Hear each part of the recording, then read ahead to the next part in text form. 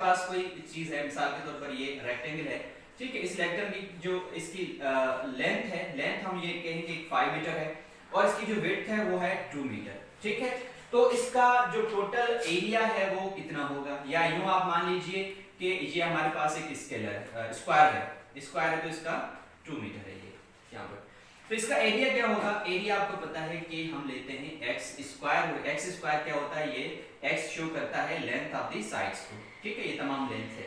तो यहाँ पर जो x की वैल्यू है वो है 2 मीटर, तो a is equals to 2 metre whole square.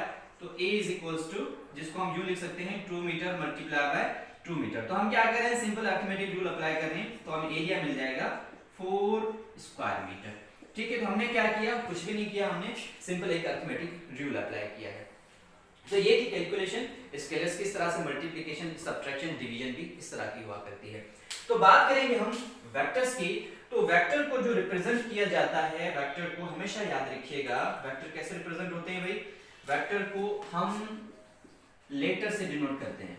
किससे, लेटर्स। कौन से, English alphabet letters, E for English and A for alphabet, याद रखिएगा।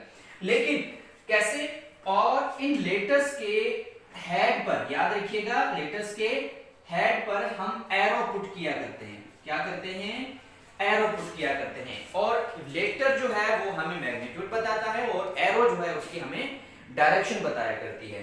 तो यहां पर आप देख सकते हैं, जैसे कि हमारे पास कोई वेक्टर a है सपोज, तो उस पर हम एरो देंगे।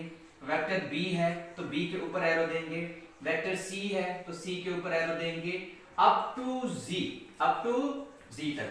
तो किसी भी वेक्टर की डायरेक्शन शो करने के लिए जो एरो है वो काम करता है डायरेक्शन शो करने का। अगर किसी भी वेक्टर का हमें मैग्नीट्यूड शो करना हो तो मैग्नीट्यूड के लिए हम क्या इस्तेमाल करते हैं, इसी वेक्टर को हम मॉड में रख लेते हैं, मॉडुलस जिसको हम कहते हैं, ठीक है, इस तरह से। यानी वेक्टर b को भी इस तरह से मॉड में आप रखेंगे, वेक्टर c को भी आप इस तरह से मॉड में रखेंगे और वेक्टर z को भी आप इस तरह से मॉड में रखेंगे, तो आपको पता चलेगा कि इसका मैग्नीट्यूड क्या हो सकता है। या सिंपल मैग्नीट्यूड जो आपको पता है, हमने यहां पर स्केलर अभी सीखा है, तो स्केलर शो करता है किसी भी क्वांटिटी के मैग्नीट्यूड को, a b c d up to z। तो इसी मुकम्मल वेक्टर जो मॉड में हमें दिया हुआ है, मॉडुलस में दिया हुआ है, मैग्नीट्यूड में दिया हुआ है, तो इसको हम सिंपल स्मॉल a की से लिख सकते हैं। अच्छा, कैपिटल A या स्मॉल a से भी लिख सकते हैं।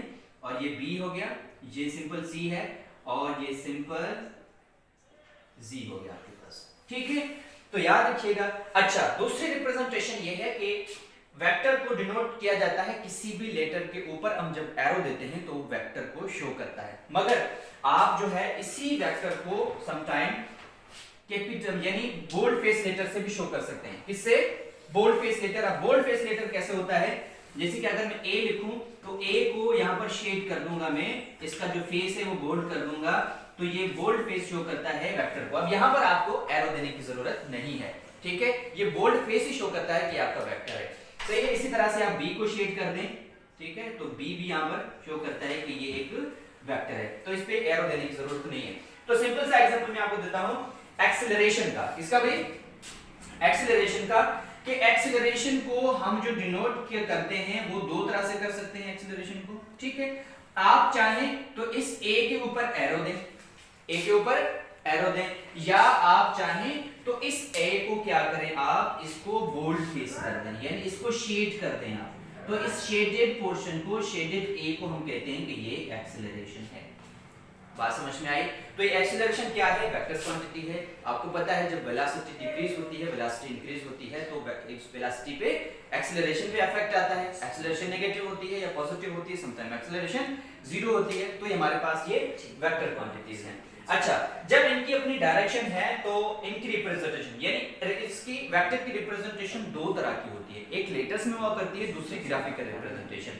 अगर हम बात करें ग्राफिकल रिप्रेजेंटेशन की, ग्राफिकल रिप्रेजेंटेशन बोर्ड को इस तरह से मेंटेन किया जा रहा हूं ताकि आपको सही पता चल सके। ग्राफिकल रिप्रेजेंटेशन, ग्राफिकल रिप्रेजेंटेशन यानी हम ग्राफ को, वेक्टर्स को ग्राफ के जरिए कैसे शो करते हैं। तो याद रखिएगा बच्चों, यहाँ पर हमारे पास कोई भी वेक्टर है, वेक्टर हमारे पास मान लीजिए ये वेक्टर ए है और जिसका मैग्नीट्यूड जो है वो हम यूं कहें कि इसका 10 मीटर है, ठीक है, और इसकी डायरेक्शन ये जिस एंगल पर है वो 30 यानी 45 का एंगल है, ठीक है। हमने एंगल ले लिया है, आप एंगल 0 भी ले सकते हैं, लाजमी नहीं है कि 45 का आप एंगल लें, सही है। तो आपने क्या किया, सबसे पहले आप कार्टेशियन कोऑर्डिनेट सिस्टम ड्रा करेंगे, जैसे कि मान लीजिए डायरेक्टली हम करते हैं इसको, ये वेक्टर है, यहां से ये हमने वेक्टर ड्रा किया है, ठीक है। मान ले कि ये वेक्टर जो है ए है और इसकी जो लेंथ है वो 10 मीटर है। क्या है भाई, 10 मीटर है। लाजमी है कि 10 मीटर इतनी तो नहीं होगी, मगर बोर्ड पे हम इतनी ड्रा कर सकते हैं, यानी आप 10 सेंटीमीटर, 1 मीटर को आप सेंटीमीटर कंसीडर कीजिए, तो यूं आप कह दें कि ये 10 सेंटीमीटर है, क्योंकि हम 1 मीटर को कंसीडर कर रहे हैं 1 सेंटीमीटर। तो आप यहां से देख सकते हैं कि इसकी लेंथ जो है। अब यहां पर 2-3 चीजें आपको ध्यान में रखनी है। ये जो आप जहां से वेक्टर शुरू हो रहा है, तो इस पॉइंट को हम कहते हैं टेल। क्या कहते हैं हम, टेल ऑफ द वेक्टर, ठीक है, या इसको हम दूसरा नाम देते हैं इनिशियल पॉइंट। क्या देते हैं, इनिशियल पॉइंट, ठीक है। और यहां पर जिस पॉइंट पर वेक्टर टर्मिनेट हो रहा है, ये एरो जो आप देख रहे हैं इस पॉइंट पर, तो इसको हम कहते हैं टर्मिनल पॉइंट, यानी जहां पर वेक्टर टर्मिनेट हो, खत्म हो, ये टर्मिनल पॉइंट कहते हैं इसको हम। और टर्मिनल पॉइंट का दूसरा नाम, इसको हम हेड का नाम दिया करते हैं, इसका नाम हेड का नाम दिया करते हैं। तो किसी भी वेक्टर की जब हम ग्राफिकल रिप्रेजेंटेशन करते हैं तो उसका इनिशियल पॉइंट यानी टेल हुआ करती है, और इसका फाइनल पॉइंट या टर्मिनल पॉइंट या हेड हुआ करती है। अब बात रह गई कि हमें डायरेक्शन का भी पता चल गया, क्योंकि एरो क्या करता है, वेक्टर की डायरेक्शन का बताता है। अब मैग्नीट्यूड हमें कौन बताएगा, तो याद रखिएगा ये जो आप रेड कलर देख रहे हैं, इस पॉइंट से लेकर टर्मिनल पॉइंट से लेकर इनिशियल पॉइंट तक, ये जो आप लाइन देख रहे हैं, ये लाइन शो करती है वेक्टर के मैग्नीट्यूड को। किसको शो करती है, वेक्टर के मैग्नीट्यूड को शो करती है। और ये मैग्नीट्यूड इसका कितना है, 10 मीटर है। और इस वेक्टर की डायरेक्शन क्या है, हम डायरेक्शन यूं कह सकते हैं, अगर हम कोई कार्टेशियन कोऑर्डिनेट सिस्टम ड्रा करें, यहां पर देख लें कार्टेशियन कोऑर्डिनेट सिस्टम, तो ये हॉरिजॉन्टल एक्स एक्सिस होती है और ये वर्टिकल वाई एक्सिस हुआ करती है। तो यहाँ पर याद रखिएगा, हमेशा जो अपवर्ड डायरेक्शन होती है वो नॉर्थ, साउथ और ईस्ट और वेस्ट डायरेक्शन हुआ करती हैं, ईस्ट और वेस्ट डायरेक्शन। तो यहाँ पर जो हमने वेक्टर ड्रा किया है वो इस डायरेक्शन में है। किस डायरेक्शन में है, यानी हम मान लें कि ये वेक्टर हमारे पास ए जो है वो ईस्ट डायरेक्शन में है, यानी वेक्टर की हमें डायरेक्शन भी मिल गई। तो ये वेक्टर किसी भी डायरेक्शन में हो सकता है, 45 के एंगल पर, या नॉर्थ की तरफ, या वेस्ट की तरफ, या साउथ की तरफ। अब बात करेंगे लास्ट कैलकुलेशन की, कि कैलकुलेशन वेक्टर की कैसे की जा सकती है कैलकुलेशन। तो कैलकुलेशन याद रखिएगा, वेक्टर को कैलकुलेशन बात करते हैं कैलकुलेशन की। तो कैलकुलेशन याद रखिएगा बच्चों, हमने डिस्कस किया अभी के स्केलर की जो हम कैलकुलेशन करते हैं उसमें सिंपल अर्थमेटिक रूल इस्तेमाल करते हैं। अर्थमेटिक रूल में बार बार बता रहा हूँ, गिरने लगा था मार्कर, बार बार बता रहा हूँ कि arithmetic rule addition, subtraction, multiplication और डिवीजन हुआ करती है। हंसी इसलिए आ रही है कि ये मार्कर जो ना हाथ से गिरने लगा था, तो कुछ दोस्त यहाँ पर सर इकबाल साहब मौजूद हैं, तो इसलिए हंसी भी आ जाती है। तो कैलकुलेशन बेटा बात करते हैं, तो हंसी मजाक तो होना चाहिए ना लाइफ में, हंसेंगे नहीं तो खुश कैसे रहेंगे हम, सही है। तो कैलकुलेशन हम हमेशा इसमें अर्थमेटिक रूल हम अप्लाई नहीं करते, इसमें क्या करते हैं, हम ज्योमेट्रिकल मेथड इस्तेमाल करते हैं, ठीक है। क्या करते हैं, ज्योमेट्रिकल मेथड इस्तेमाल करते हैं, या हम इसमें ग्राफिकल मेथड इस्तेमाल करते हैं, ठीक है। ग्राफिकल मेथड के जरिए हम इस्तेमाल इसको शो करते हैं, या हम यूं कहें कि ये ट्रिग्नोमेट्रिक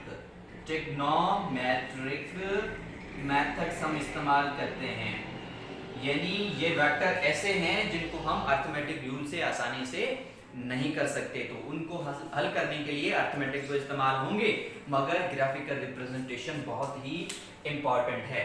तो इंशाअल्लाह अज़ीम इन दी नेक्स्ट क्लास हमने सीखना है वेक्टर्स की जो है वो टाइप्स कितनी होती हैं, ठीक है। इस लेक्चर को जो हम कवर करेंगे आई होप कि आपको बात समझ में आई होगी। अगर कोई बात समझ में नहीं आई है तो आप कमेंट करके पूछ सकते हैं। इस दुआ के साथ हमें दीजिएगा इजाज़त और फिर आपसे मुलाकात होगी। लेकिन इस चैनल को सब्सक्राइब करना मत भूलिएगा, क्योंकि आपका हौसला जो हमें मिलता है आपकी तरफ से वो जान बख्शता है, हमें पावरफुल बनाता है, हमें पोटेंशियलिटी देता है। तो थंबनेल को ज़रूर दबाइएगा, उस बेल आइकन को भी ज़रूर दबाइएगा, ताकि आपके पास फिर जो है वीडियो मिल सके आपको। तब तक के लिए मुझे यानी मोहम्मद उस्मान खासकली को दीजिएगा इजाज़त। अल्लाह ने के बाद।